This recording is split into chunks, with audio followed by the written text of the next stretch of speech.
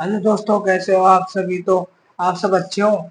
तो आज आपको एक नई चीज बताने जा रहा है। देखो, आज से आपकी जो राजस्थान करंट अफेयर्स की क्लास आज से चलेगी आपकी। तो डेली आप मैं राजस्थान करंट अफेयर्स की क्लासें आपको डेली यूट्यूब पे मिल जाएंगी। तो आपको डेली करंट अफेयर्स की क्लासें लेना है। और तो आज मैं आपको राजस्थान करंट अफेयर्स पढ़ाऊंगा। तो पहले देखो, राजस्थान करंट अफेयर्स में पहले पूछा है, मुख्यमंत्री भजनलाल शर्मा द्वारा राष्ट्रीय सहकार मसाला मेला 2025 का शुभारंभ कहाँ किया गया था। तो पहला ऑप्शन है राजस्थान इंटरनेशनल सेंटर जयपुर में, या ऑप्शन आएगा दूसरा है आमेर जयपुर में, ऑप्शन सी जवाहर कला केंद्र जयपुर, चौथा ऑप्शन है मारवाड़ इंटरनेशनल सेंटर जोधपुर में, या अनुचित प्रश्न। तो इनमें आंसर आएगा जो हमारे मुख्यमंत्री भजनलाल शर्मा द्वारा जो राष्ट्रीय सहकार मसाला मेला है उसका शुभारंभ जवाहर कला केंद्र जयपुर में किया गया था। जवाहर कला केंद्र जयपुर में किया गया था। जवाहर कला केंद्र जयपुर में किया गया है। अब देखो, अब इसके बारे में अब थोड़ी बहुत डिटेल और जानकारी करेंगे। जो राजस्थान इंटरनेशनल सेंटर जयपुर है, जय इंडिया इंटरनेशनल सेंटर की तर्ज पर इसकी स्थापना की गई थी। तो देखो, ये है ना जयपुर राजस्थान इंटरनेशनल सेंटर जयपुर, इसकी स्थापना इसके यह इस, इसको इंडिया इसको इंडिया इंटरनेशनल सेंटर की तर्ज पर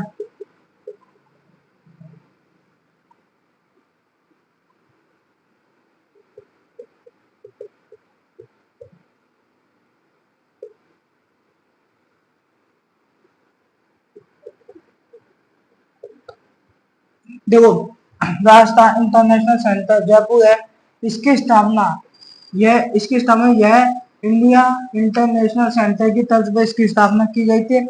और इसका जो उद्घाटन है इसका उद्घाटन इसका उद्घाटन किया था अप्रैल 2023 में। तो इसका उद्घाटन किया गया था अप्रैल अप्रैल 2023 में। इसका उद्घाटन किया गया अप्रैल 2023 में। अब देखो, जो अब आप सोच रहे होगे कि आमेर जयपुर, तो आमेर जयपुर है, यहाँ पे एक किला है आमेर का किला। तो यहाँ आमेर के किले में एक उपराष्ट्रपति आए हुए थे। तो जो आमेर का किला है, इस आमेर के किले में आमेर जयपुर में एक आमेर दुर्ग है। आमेर दुर्ग है, इस आमेर दुर्ग है, यहाँ पर एक अमेरिका के उपराष्ट्रपति आए थे जेडी वेंस। आमेर के दुर्ग, यहाँ पर अमेरिका के राष्ट्रपति आए थे। अमेरिका के राष्ट्रपति आए हुए थे। अमेरिका के राष्ट्रपति आए थे जेडी वेंस नामक उपराष्ट्रपति यहाँ पर आए थे। और इनका यहाँ पर एक तो चंदा और पुष्पा ने इनका सम्मान किया था। तो इनका जो स्वागत किसने इनका स्वागत हाथी ने इनका स्वागत किया था। हाथी ने जैसे चांदा और पुष्पा ने इनका स्वागत किया था। पुष्पा ने, देखो, जो आमेर का दुर्ग जयपुर में है, जहाँ पर अमेरिका के उपराष्ट्रपति आए थे। अमेरिका के उपराष्ट्रपति आए थे, उनका नाम था जेडी वेंस।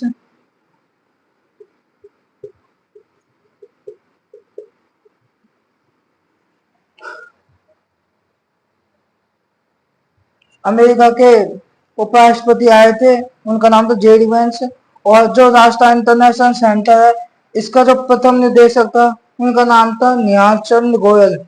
जो राजस्थान इंटरनेशनल सेंटर जयपुर, इनके प्रथम महानिदेशक प्रथम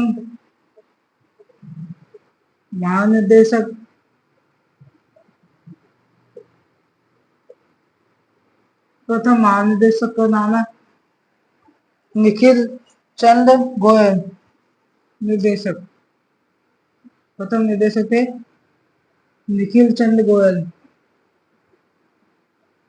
निखिल चंद गोयल थे।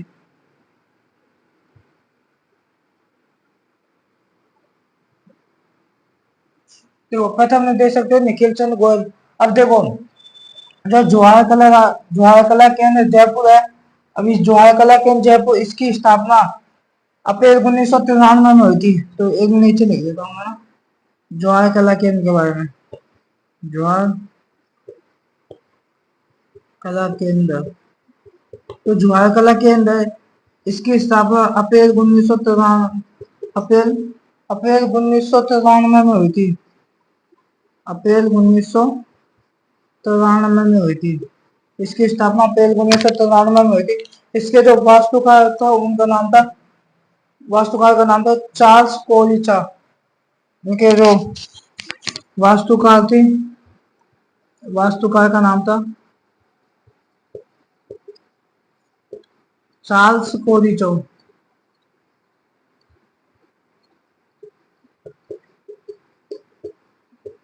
इनके वास्तुकार का नाम था चार्ल्स कोलिचा।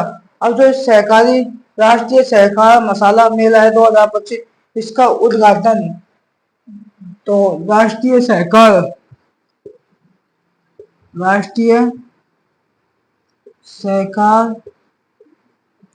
मसाला मेला 2025, इसका जो उद्घाटन है वो हमारे जो सीएम है, सीएम भजनलाल द्वारा किया गया, सीएम भजनलाल शर्मा द्वारा किया गया था, भजनलाल शर्मा द्वारा किया गया था इनका उद्घाटन सीएम भजनलाल शर्मा द्वारा किया गया था 9 मई 2025 को। कब? 9 मई 2025 को। और जो इसकी अवधि कब तक थी? 9 से 18 मई 2025 तक। जो ये मेला है, इसकी अवधि कब तक रहेगी? इसकी अवधि रहेगी 9 मई से 18 मई तक।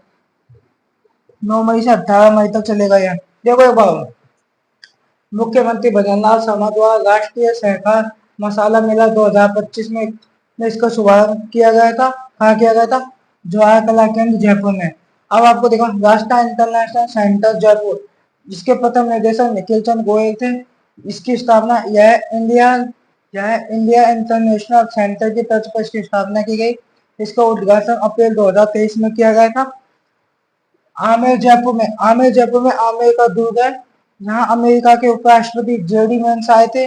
उनका स्वागत हाथी ने, चांदा और पुष्पा ने किया था। जवाहर कला केंद्र, इसकी स्थापना अप्रैल 1993 में हुई थी। इसके वास्तुकार चार्ल्स कोलिचा थे। और जो राष्ट्रीय सहकार मसाला मेला 2025, इसका उद्घाटन सीएम भजनलाल शर्मा द्वारा किया गया। इसकी स्थापना 9 मई 2025 में की गई। यह 9 मई से 18 मई तक चलेगा यह मेला। तो अब दूसरे देखेंगे, तो मैं डाल देता हूँ इसके बाद।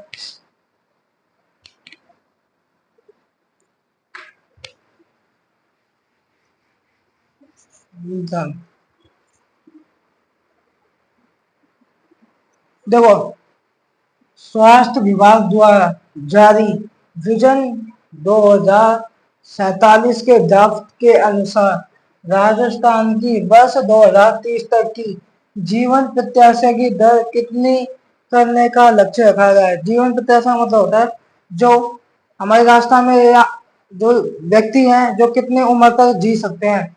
तो हमारे जो राजस्थान में 2030 तक इसके प्रत्याशा गया है कि 77 वर्ष कि 77 साल तक व्यक्ति जी सकता है, उसके बाद में मर जाता है।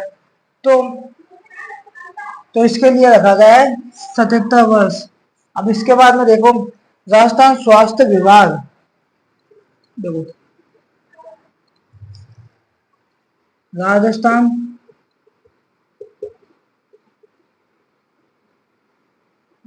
स्वास्थ्य विभाग,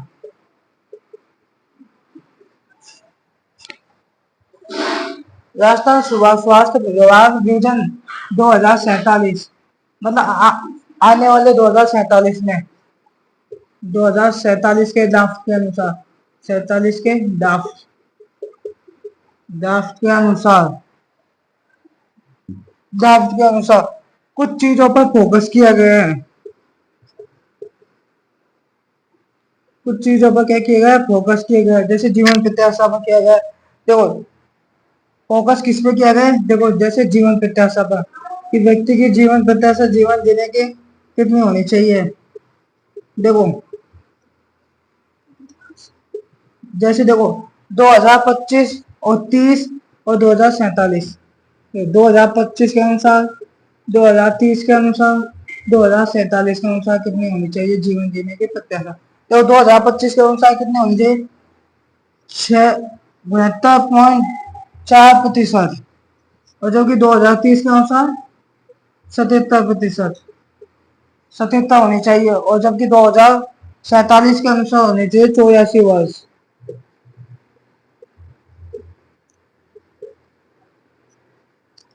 सरकार का यह टारगेट रखा गया है कि 2025 में व्यक्ति 69 साल तक जीता है, 2023 में इसकी उम्र को बढ़ाया जाएगा और ये व्यक्ति है जो 77 साल तक जी सकेगा।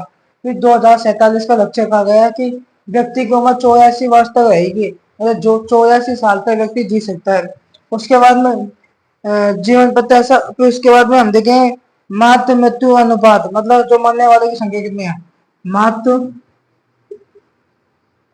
मृत्यु अनुपात 2025 के अनुसार देखे तो 113 है।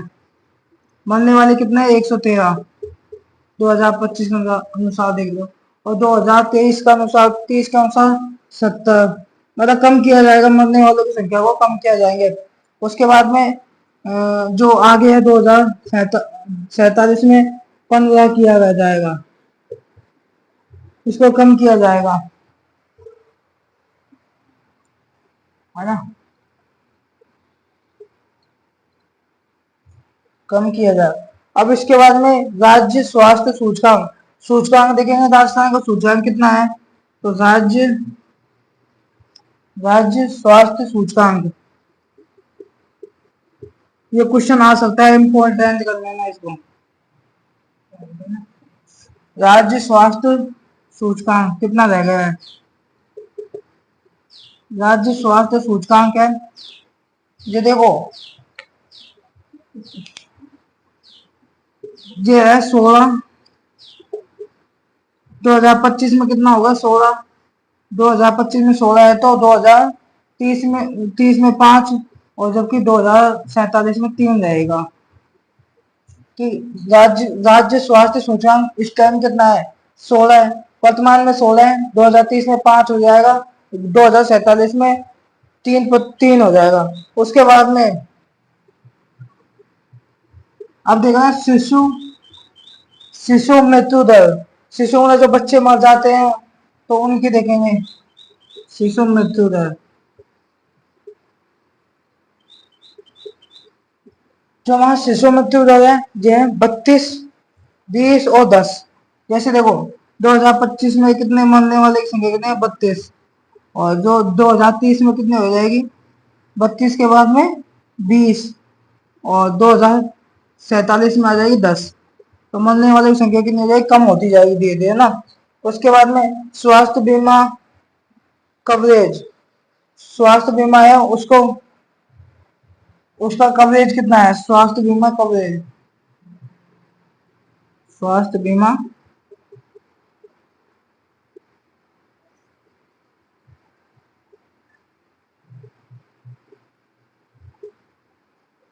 जो स्वास्थ्य बीमा कवरेज है इसको बढ़ाया जाएगा, बीमा को बढ़ाया जाएगा। 88 है, 88 अब वर्तमान में 88 है, इसको 100 किया जाएगा, 100 के बाद में फिर इससे बढ़ाया जाएगा, 100 रहेगा, लास्ट में कितना आएगा 100।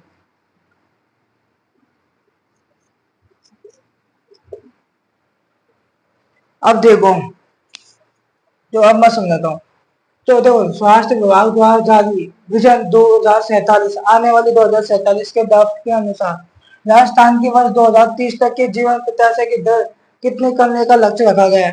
तो देखो 2030 तक कितने रखा गया है, 77 वर्ष, और जबकि अब देखो, राजस्थान स्वास्थ्य विभाग के अनुसार 2047 के ड्राफ्ट के अनुसार फोकस रखा गया है जीवन प्रत्याशा पर।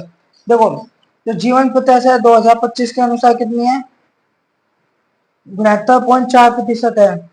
और 2030 में इसको बढ़ाएगा, कितने किया जाएगा, 77। और 2047 के अनुसार इसको किया जाएगा 84 वर्ष। तो इसके बाद में मातृ मृत्यु अनुपात कितना है वर्तमान में, 113 2025 में। 2030 में इसको बढ़ाकर कितना किया जाएगा, 70। 2047 में किया जाएगा 15। फिर राज्य स्वास्थ्य सूचकांक कितना है, 16। इस 2025 में 16 है, 2030 में 5 किया जाएगा, 2047 में 3 किया जाएगा। शिशु मृत्यु दर अनुपात इस टाइम 2025 में 32 लोग मर रहे हैं, 32% है। जबकि 2030 में इसको कम किया जाएगा, 20 किया जाएगा। 2047 में इसको और कम किया जाएगा, 10 किया जाएगा। फिर स्वास्थ्य बीमा कवरेज कितना है, 2025 में स्वास्थ्य बीमा कवरेज है 88%। मतलब लोगों को स्वास्थ्य बीमा की जो सेवाएं हैं वो कितनी मिल रही है, 88%। उसको बढ़ाया जाएगा, 2030 तक 100 किया जाएगा, 2047 तक 100 करने का फोकस रखा गया है, मतलब टारगेट लक्ष्य रखा गया है। तो इसके अलावा अगला क्वेश्चन देखेंगे तो आपको समझ आ गया होगा। तो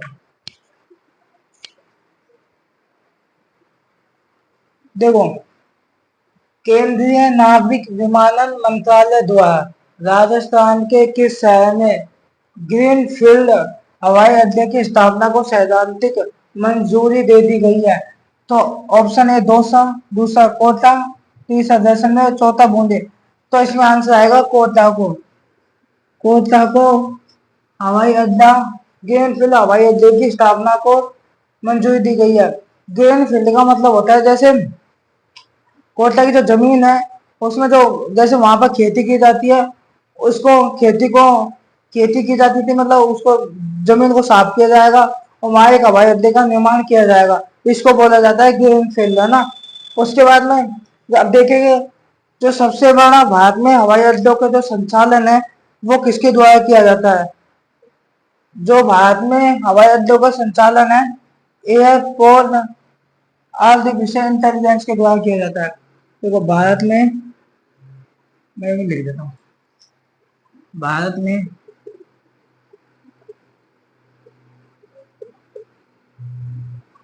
हवाई अड्डों का संचालन संचालन एएआई द्वारा किया जाता है। भारत में हवाई अड्डों का संचालन एएआई द्वारा,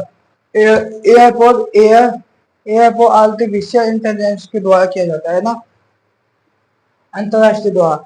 उसके बाद में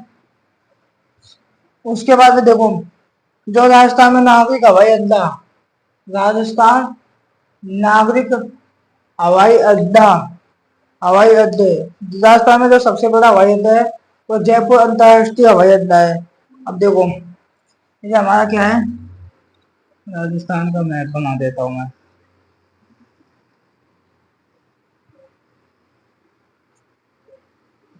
वाह,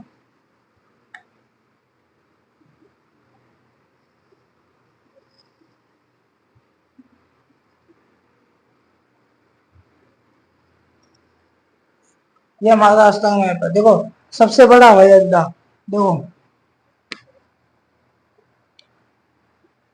देखो ये तो कोटा है, कोटा। कोटा में एक तो नया हवाई अड्डा बनाया जा रहा है।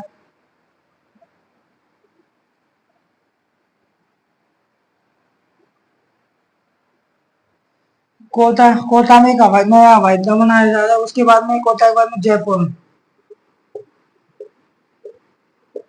जयपुर में एक हवाई अड्डा है, जयपुर है। जयपुर में अंतरराष्ट्रीय हवाई अड्डा, जयपुर अंतरराष्ट्रीय हवाई अड्डा।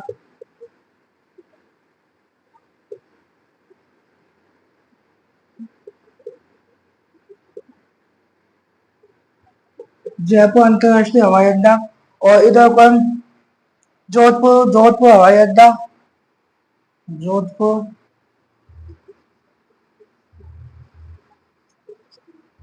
जोधपुर में एक हवाई अड्डा है। जोधपुर में जो हवाई अड्डा है राता नाला में है। जोधपुर के अंदर कौन सी जगह है, रातानाडा, रातानाडा में है। उसके बाद में जैसलमेर में एक हवाई अड्डा है, जैसलमेर में। जैसलमेर के बाद में एक महाराणा प्रताप हवाई अड्डा है उदयपुर में। एक हवाई अड्डा है महाराणा प्रताप, महाराणा प्रताप हवाई अड्डा उदयपुर, उदयपुर में है।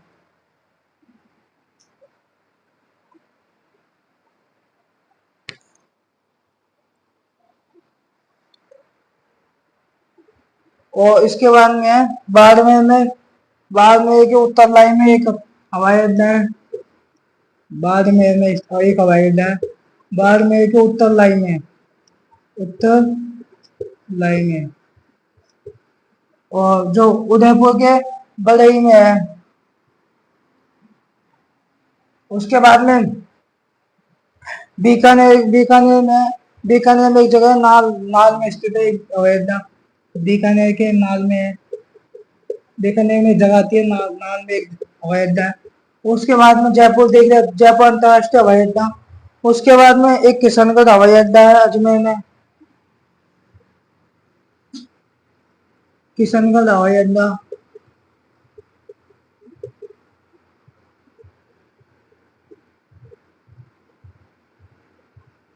यह अजमेर में स्थित है, किशनगढ़ हवाई अड्डा अजमेर में है। उसके बाद जो कोटा है, यहाँ एक नया हवाई अड्डा बनाया जा रहा है। यहाँ एक नया हवाई अड्डा बनाया जा रहा है, बनाया जा रहा है, बनाया जा रहा है। इसके लिए बजट 2025-26 में किया गया था। इसके लिए जो बजट तैयार किया गया 2025-26 में किया गया था। इसका बजट 2025-26 में तैयार किया गया है कि जो है हवाई अड्डा है 2025 से लेकर 26 तक उनका तैयार हो जाएगा।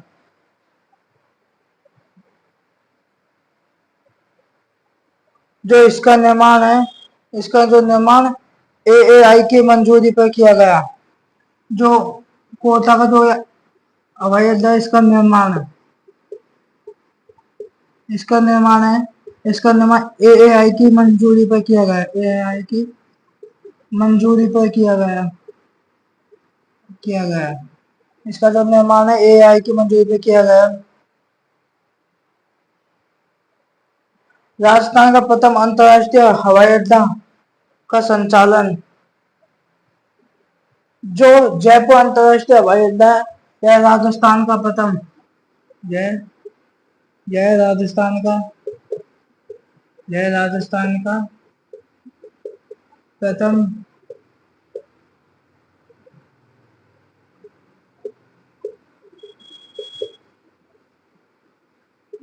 जयपुर अंतरराष्ट्रीय हवाई अड्डा है। यह राजस्थान का प्रथम अंतरराष्ट्रीय हवाई अड्डा है, राजस्थान का प्रथम अंतरराष्ट्रीय हवाई अड्डा है। एक तो बात यह है कि ये राजस्थान का प्रथम हवाई अड्डा है, अंतरराष्ट्रीय हवाई अड्डा। उसके बाद में जयपुर जो अंतरराष्ट्रीय हवाई अड्डा है, इसका जो संचालन है वो अदानी ग्रुप द्वारा किया जाता है। इसका संचालन बराबर कौन करती है? अदानी ग्रुप। इसका संचालन किया जाता है अदानी ग्रुप द्वारा। इसका संचालन किया जाता है अदानी ग्रुप द्वारा। उसके बाद में इतना तो आपने लिख लिया। फिर इसके बाद में देख लीजिए केंद्रीय नागरिक विमान मंत्रालय द्वारा, विमान में हवाई जहाजों के विमान मंत्रालय द्वारा राजस्थान के शहर में ग्रीनफील्ड हवाई अड्डे की स्थापना की को सैद्धांतिक मंजूरी दे दी गई, कोटा को। उसके बाद में बीकानेर में एक नाल आती है जगह, वहां पर एक हवाई अड्डा है। जैसलमेर में है, जैसलमेर बाड़मेर के उत्तर लाइन में एक हवाई अड्डा बना है। उसके बाद महाराणा प्रताप हवाई अड्डा उदयपुर में, जोधपुर हवाई अड्डा रातानाडा में। भारत में हवाई अड्डों का संचालन AAI द्वारा किया जाता है, एयरपोर्ट आर्टिफिशियल इंटेलिजेंस द्वारा। यह राजस्थान का प्रथम अंतरराष्ट्रीय हवाई अड्डा है। कौन सा? जयपुर का जो अंतरराष्ट्रीय हवाई अड्डा है, यह राजस्थान का प्रथम अंतरराष्ट्रीय हवाई अड्डा है। कौन सा? ये। और किशनगढ़ हवाई अड्डा अजमेर में, कोटा में यहाँ एक नया हवाई अड्डा बनाया जा रहा है जिसका निर्माण निर्माण एएआई की मंजूरी पर किया गया। इसका बजट 2025-26 में पास किया गया। तो अब अगला क्वेश्चन देखिए। तो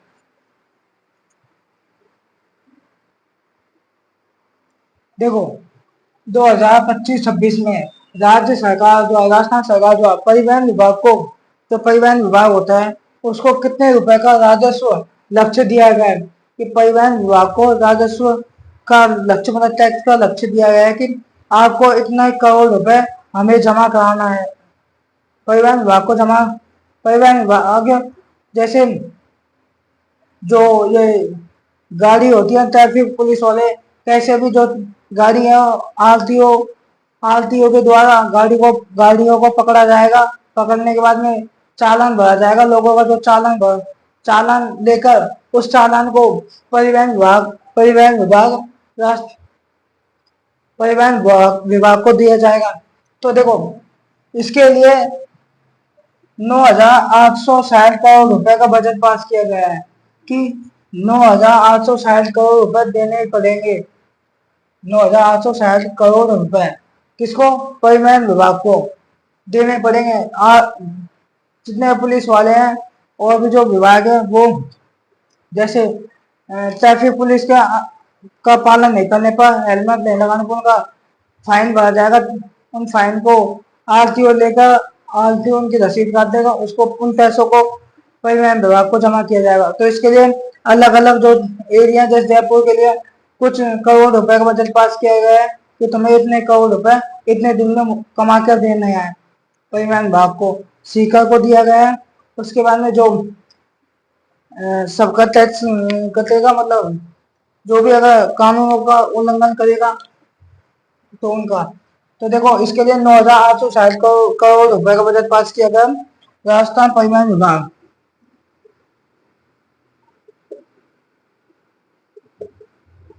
राजस्थान, जो हमारा राजस्थान परिवहन विभाग है, राजस्थान परिवहन विभाग, इसके लिए एक टैगलाइन जारी की गई है। टैगलाइन मतलब एक निर्देश जारी किया गया है, टैगलाइन जारी की गई है। इसको बोलते हैं, टैगलाइन का नाम है चेरेबती चेरेबती। इस टैगलाइन का ये क्वेश्चन पूछा गया है कि राजस्थान परिवहन विभाग द्वारा जो टैगलाइन जारी की गई उसका नाम क्या है? चेरेबती चेरेबती। ये चेरेबती नाम है इसका। चेरेबती नाम है, रखा गया है इस टैगलाइन। ये क्वेश्चन आया हुआ है। उसके बाद में इसके लिए टारगेट किया गया है, कि राजस्थान परिवहन विभाग को क्या दिया जाएगा? राजस्व दिया जाएगा। तो इसके लिए कुछ क्षेत्रों को चुना गया, जैसे जयपुर सबसे बड़ा। जयपुर में कितना रुपए दिए जाएंगे जयपुर के द्वारा? 1751 करोड़ रुपए। 1751 करोड़ रुपए आरटीओ लेगा और परिवहन विभाग को जमा कराएगा जयपुर से। उसके बाद में दूसरे नंबर पर सीकर से है 784।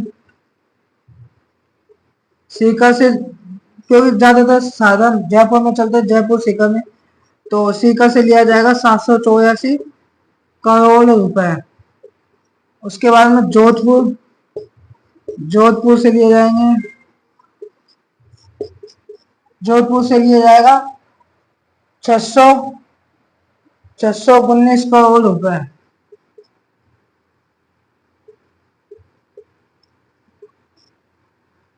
डिस्ट्रिक्ट वाइज मतलब बात दिया जाएगा कि इस डिस्ट्रिक्ट से इतने साधन है तो इससे इतना राजस्व जमा करवाया जाएगा परिवहन विभाग को। देखो, 2025-26 राज्य सरकार द्वारा परिवहन विभाग को कितने रुपए का राजस्व का लक्ष्य दिया गया है? तो इसके लिए दिया गया है 9,860 करोड़ रुपए का, है ना। उसके बाद में राजस्थान परिवहन विभाग ने एक टैगलाइन जारी की है, एक निर्देश जारी किया है, उसका नाम है चेरेबती चेरेबती। इसके लिए टारगेट देखा गया राजस्व को। जयपुर है जो 1751 करोड़ रुपए परिवहन विभाग को जमा कराएगा। मतलब आरटीओ लेगा जयपुर के जो साधन है उनसे इकट्ठा करके, और सीकर सीकर में 784 करोड़ और जोधपुर में 619 करोड़, तो 41 इससे आगे और लिखवाएंगे। देखो, हाल ही में KCF brigade Dada Saheb Phalke award 2025 से किसे नवाजा गया है? तो नीरू यादव को, रूमा देवी या शीला अशोक या रेखा राव को? तो इसमें आंसर आएगा रेखा राव को। इसे नवाजा गया रेखा राव को। अब देखो, अब आपको लगा होगा इनके बारे में थोड़ी बहुत डिटेल आपको मैं बताता हूँ। देखो, जो रूमा देवी है ये बाड़मेर की रहने वाली है। रूमा देवी ये बाड़मेर की है, हाँ की बाड़मेर के रहने वाली है।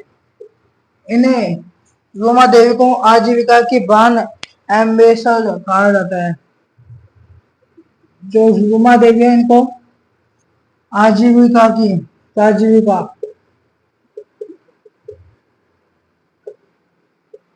आजीविका की बांड बांड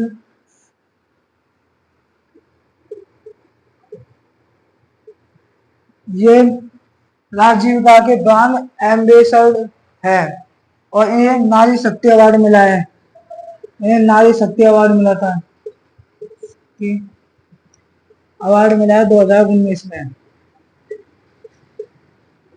देखो, रूमा देवी ये बाड़मेर की रहने वाली है। इन्हें राजीविका के ब्रांड ब्रांड एम्बेसडर कहा जाता है, और ये नारी शक्ति अवार्ड मिला है 2019 में। उसके बाद में नीरू यादव, जो नीरू यादव है ये झुंझुनू की रहने वाली है। नीरू यादव झुंझुनू की रहने वाली है। नीरू यादव ये, एक बात तो ये झुंझुनू की रहने वाली है, झुंझुनू की रहने वाली है, और इन्हें ओकी वाली सरपंच कहा जाता है। इन्हें ओकी वाली सरपंच कहा जाता है। इन्हें ओकी वाली सरपंच कहा जाता है, और इन्हें इन्हें बर्तन बैंक तर्ज पर राजस्थान नाबार्ड मिला,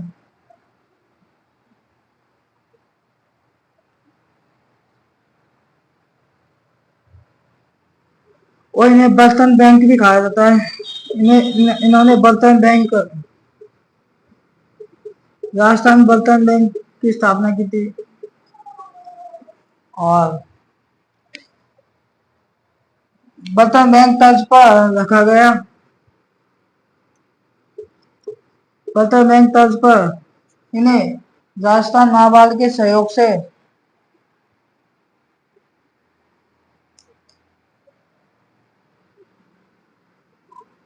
राजस्थान नाबार्ड के सहयोग से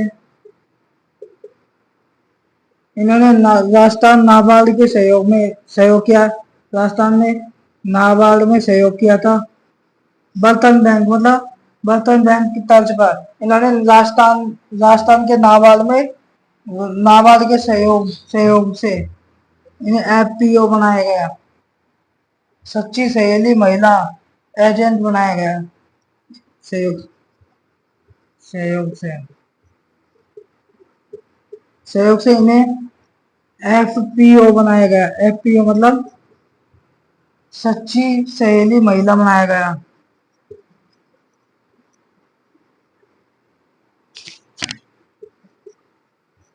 सच्ची सहेली महिला बनाया गया, महिला एजेंट बनाया गया, एजेंट बनाया गया। उसके बाद में जो दादा साहब फाल्के अवार्ड है यह 2025 में दिया गया था रूमा देवी को, और इसका आयोजन दादा साहब फाल्के अवार्ड का जो आयोजन है इसका आयोजन किया गया था मुंबई में। इसका आयोजन किया गया मुंबई में। इसका आयोजन किया गया था मुंबई में ना। और जो ये शीला अशोक है ये हमारे जोधपुर की रहने वाली है। शीला अशोक ये हमारे जोधपुर की रहने वाली थी,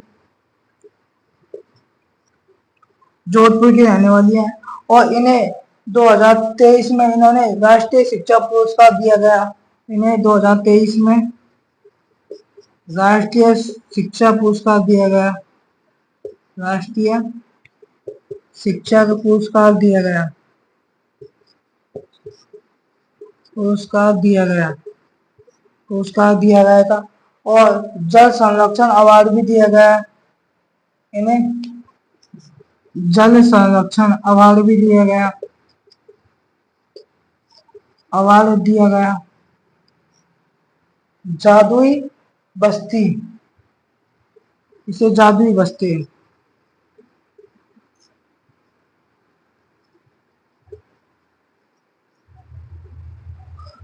तो देखा राव है, इन्हें एक संगीत में रुचि थी, ये कोटा की रहने वाली है। जो हमारी जो रेखा राव है, ये तो कोटा की रहने वाली है और इन्हें संगीत में रुचि थी, तो इन्हें संगीत में अवार्ड मिला है, इन्हें संगीत के क्षेत्र में अवार्ड मिला था। और इसके बाद में ये कोटा के रहने वाली है। तो देखो, हाल ही में KCF legend Dada Saheb Phalke award 2025 से किसे नवाजा गया है? तो इसका आंसर आएगा रेखा राव को।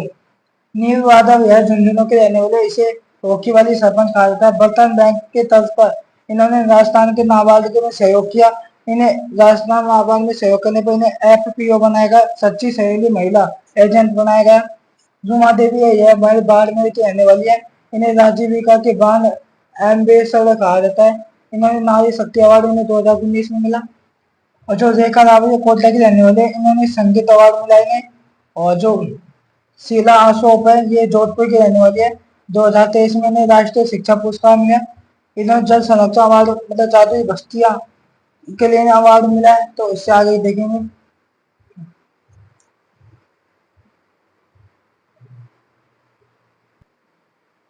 देखो, अगला क्वेश्चन, प्रधानमंत्री द्वारा मन की बात कार्यक्रम के 121वें एपिसोड में राजस्थान के किस अन्नदाता की प्रशंसा की गई? संतोष खेलल, दूसरा वीरेंद्र कुमार सैनी, तीसरा जितेंद्र सिंह राणावत, राजेंद्र कुमार या अनुचित प्रसन्न।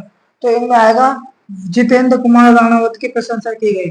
तो जितेंद्र कुमार राणावत ने मन की बात, प्रधानमंत्री के द्वारा जो कार्यक्रम किया चलाया गया है, मन की बात कार्यक्रम के तहत इन्होंने लीची की खेती को संभव बनाया। कि जो राजस्थान में जो लीची की खेती, जम्मू कश्मीर में जो लीची की खेती होती है, उसको राजस्थान के चित्तौड़ में लीची की खेती को करके और एक कठिन काम को एक सरल काम में किए बदला, कि जो आज तक किसी ने नहीं किया, तो आज इसने कर दिखाया।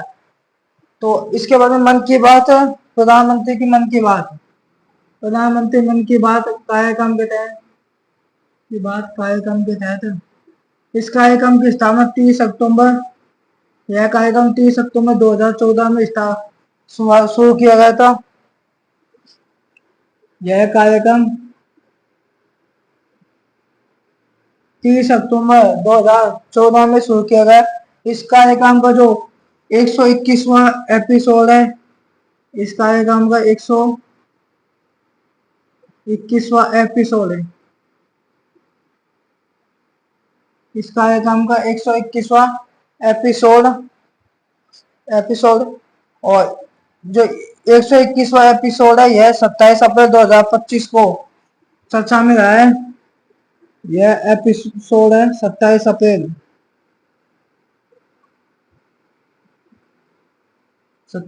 2025 में चर्चा में रहा। चर्चा में इसलिए किसने किया था? चर्चा में इसलिए रहा है क्योंकि 27 अप्रैल 2025 को जितेंद्र सिंह राणावत ने,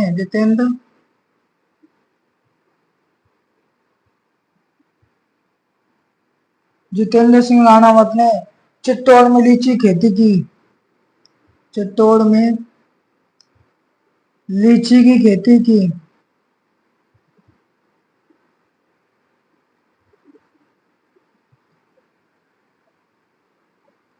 लीची की खेती की है। और जो आपको पता है, जो ये वीरेंद्र कुमार सैनी और राजेंद्र कुमार, इन दोनों को राष्ट्रीय गोपाल रत्न अवार्ड से सम्मानित किया गया है। वीरेंद्र कुमार सैनी और वीरेंद्र कुमार सैनी और राजेंद्र कुमार, इन दोनों को राष्ट्रीय गोपाल, इन दोनों को राष्ट्रीय गोपाल अवार्ड, रत्न अवार्ड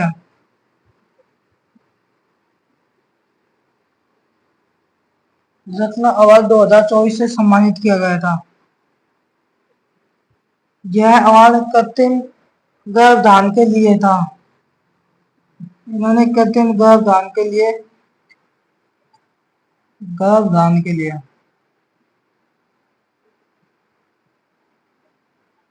देखो, प्रधानमंत्री द्वारा मन की बात कार्यक्रम के 121वें एपिसोड में राजस्थान के किसान निर्माता की प्रशंसा की गई। तो इसमें आएगा जितेंद्र सिंह राणावत की, है ना। उसके बाद में जो वीरेंद्र कुमार सैनी और राजेंद्र कुमार है, इन दोनों को राष्ट्रीय गोपाल रत्न अवार्ड 2024 से सम्मानित किया गया। यह कृत्रिम गर्भधान के लिए। और जो प्रधानमंत्री मन की बात कार्यक्रम 30 अक्टूबर 2014 में चलाया गया, इसका 121वां एपिसोड 27 अप्रैल 2025 में चर्चा में रहा। एक जितेंद्र सिंह राणावत ने चित्तौड़ में लीची की खेती करके लीची खेती को संभव बनाया। तो इससे आगे देखेंगे।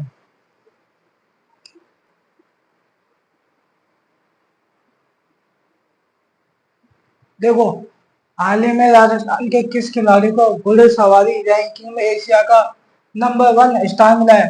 तो इसमें आएगा दिव्य कीर्ति सिंह को। एशिया में फर्स्ट रैंक आई है और वर्ल्ड में इसकी 23वीं रैंक है। तो एशिया की फर्स्ट रैंक किसकी आई है? एशिया की फर्स्ट रैंक आई है इसकी, फर्स्ट रैंक। और जबकि वर्ल्ड मतलब पूरे विश्व में कौन सी रैंक आई है? वर्ल्ड रैंक, वर्ल्ड में आई है 23वीं रैंक आई है। उसके बाद में जयपुर में एक खेल जयपुर में एक खेल जयपुर में एक खेल की है। तो ये खेल है, ये जयपुर में किया गया था। जयपुर में एक खेल किया गया, कौन सा? घुड़सवारी ड्रेसेज।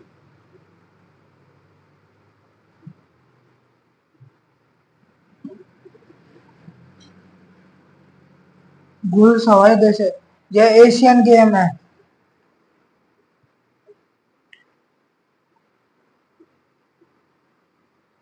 एशियन गेम 2023 में किया गया था।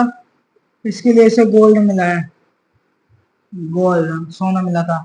और इसे अर्जुन अवार्ड मिला है। किसे?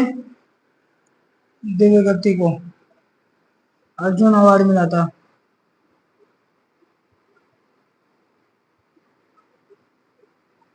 इसे अर्जुन अवार्ड मिला है 2023 में।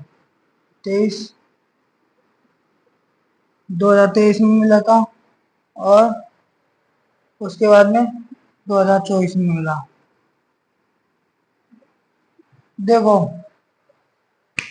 हाल ही में राजस्थान के किस खिलाड़ी को घुड़सवारी रैंकिंग में एशिया का नंबर 1 स्थान मिला है? तो आएगा दिव्य कीर्ति सिंह को।